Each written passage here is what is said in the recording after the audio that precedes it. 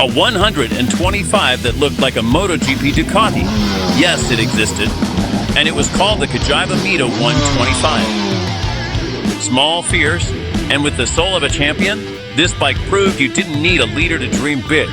Designed by Massimo Tamburini, ridden by legends, and loved by those who know that glory can also roar in two-stroke. This is its story.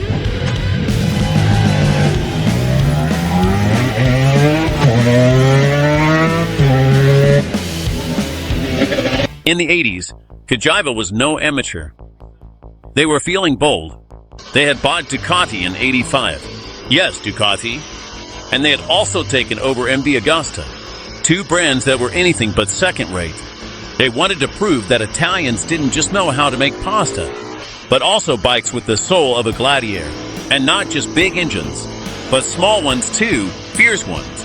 Their first big bet in the world of 125 cubic centimeter sport bikes was the Cagiva Freccia, a motorcycle that was quite ahead of its time. Full fairing, sporty design, good performance for its era. But there was a problem. It just wasn't impressive enough. It was like a soccer player with a good pass, but no goals. It was missing that something that makes you look twice when it goes by on the street.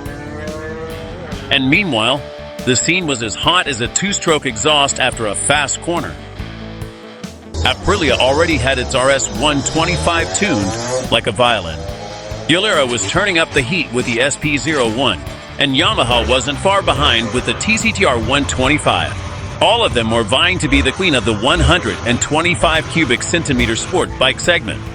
That's when, at the Varese factory, somewhere between one espresso and another, someone said something like, "Guys, enough with playing it safe. Let's make history. Let's create the best 125 on the planet, one that screams like a 500 and looks like a Ducati from the future." And that's how the master plan was born that would give life to one of the most legendary bikes in its class, the Cagiva Mito. The first Cagiva Mito burst onto the scene in 1989, and it didn't come to ask for permission, it came to shake things up. It wasn't just a simple 125 for beginners. No, no, no. It was a little GP bike with a license to ride on the street. The design was directly inspired by the Grand Prix bikes of the time. And that was no coincidence. Cagiva had a presence in the 500 cubic centimeters World Championship, and that experience was directly transferred to this machine. Aesthetically, it was a missile with headlights, full fairing, sharp lines, and a front end that looked ready to devour the wind.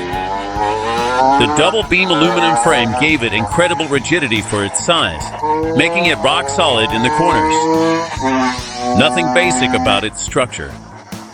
This was track technology bottled up in a compact format, and at its heart, a little 125 cubic centimeter single-cylinder two-stroke engine that, while small, had the ego of an Italian superbike. It sounded like it was possessed by the spirit of a Cagiva 500 GP bike. Liquid cooling, an automatic exhaust valve, and a carburetor so big it looked like it came off a 250. All of that resulted in an explosive character with a sharp, furious, and addictive power delivery. Oh, and the box. 7 speeds. Yes, 7. So you'd never run out of gears when you're shifting flat out, or so you could play around on the track like you were Mick doing. When the bike was in its restricted version, because many countries regulated it for beginner licenses, it had about 15 horsepower. But if you got your hands on it and removed the restrictions, of course, it would explode up to 34, 35 horsepower. And that, with a dry weight of 115 kilos, was basically a weapon of mass destruction for teenagers. In other words, if you knew how to ride, you were a god. If not, it would give you such a scare that you'd start rethinking your life choices. The Mito wasn't just a motorcycle. It was a training tool for champions, a trap for the overconfident, and a mechanical gem that put many bigger bikes to shame.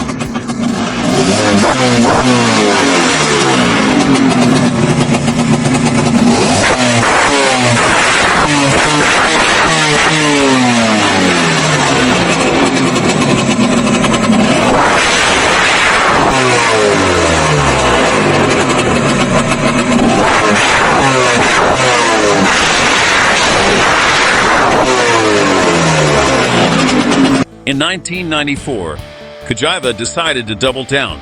It was no longer enough for the Mito to be fast and light. Now, it also had to be beautiful. So, who do they call to redesign it? Massimo Tamburini? Yes, the same designer who created the Ducati 916. The same guy who would later pull the MV Augusta F4 out of his hat. In other words, the Michelangelo of motorcycle design. And what did Tamburini do?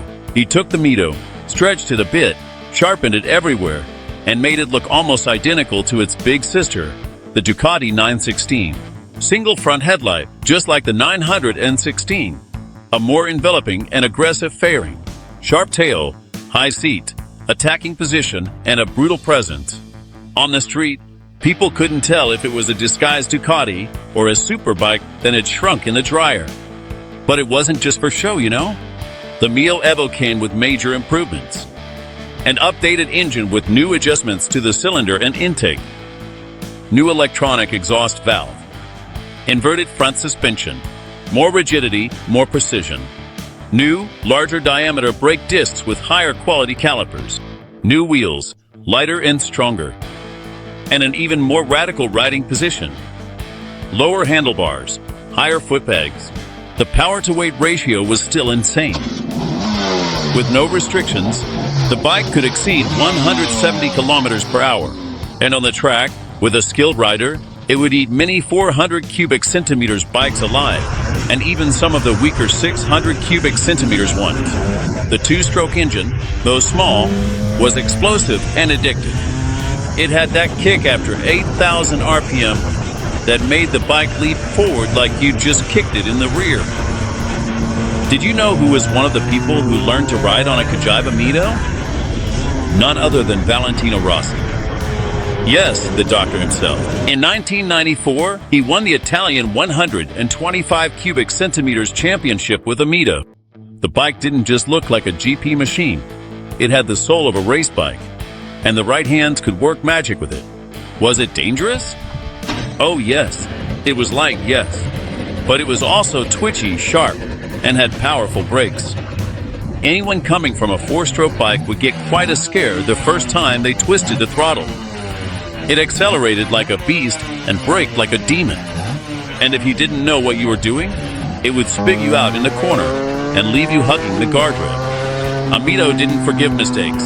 It wasn't a 125 for learning. It was a 125 for evolving.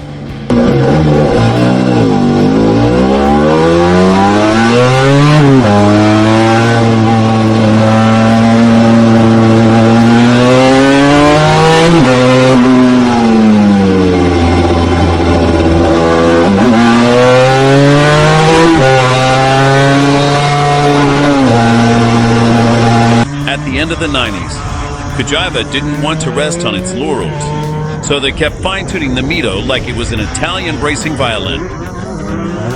In this stage, there wasn't a complete redesign like in '94, but there were improvements in the chassis materials and the finishes.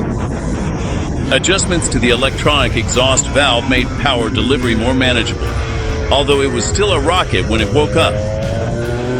The electrical system and CDI were revised for greater reliability. New instrumentation came with better indicators and more modern details. New special editions came out with more aggressive paint jobs, inspired by Ducati course. It was still the perfect train bike for those who wanted to race, but it also started to become an option for everyday use, especially in Europe. We entered the 2000s, and with them came the problems. The two-stroke engine started to come under scrutiny due to emissions regulations. The European Union was already wagging its finger, saying, hey, that bike pollutes like a Concorde sneezing. Something had to be done, and Cagiva found itself facing an existential dilemma. Either they kept the Mito's two-stroke essence, or they adapted to the new times. And what did they do? They tried everything. After the 1994 redesign, inspired by the Ducati 916 and created by Massimo Tamburini, the Mito EV was the version that carried the name for almost a decade, but they had to adapt.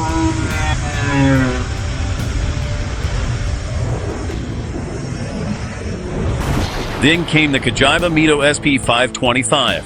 the last roar of the two-stroke.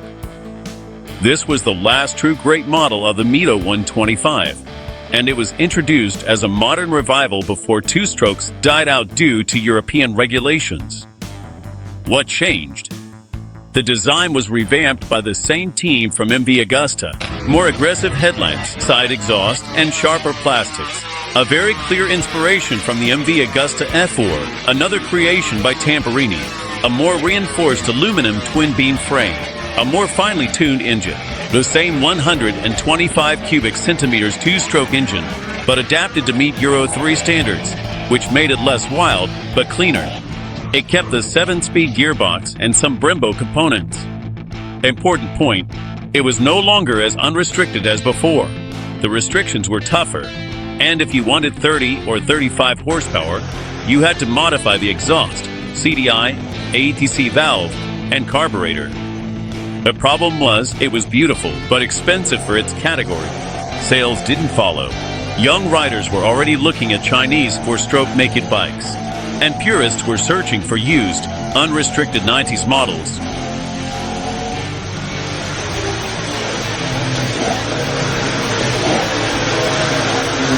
In a last-ditch effort, Cagiva tried installing a 125 cubic centimeters four-stroke engine taken from trail and skier models into the Mito SP525 chassis. What was the result? A heavier bike. Only 14 or 15 horsepower compared to the more than 30 of the two-stroke model. Same aggressive look, but without the roar or the punch. It was a commercial failure. It was the final nail in the coffin of the myth. Production stopped shortly after. So how did it all end? After the SP525 and the failed four-stroke experiment, Cagiva faded away as a commercial brand. MV Agusta completely absorbed its production and, although there were rumors of an electric comeback, a Mito EV electric, it never materialized. Today, the last true Cagiva Mitos worth looking for are the Mito EV and the Mito SP525. Both are collectible, especially if they're in the unrestricted version. And the SP525, with its MV Agusta-inspired looks, is still a visual gem.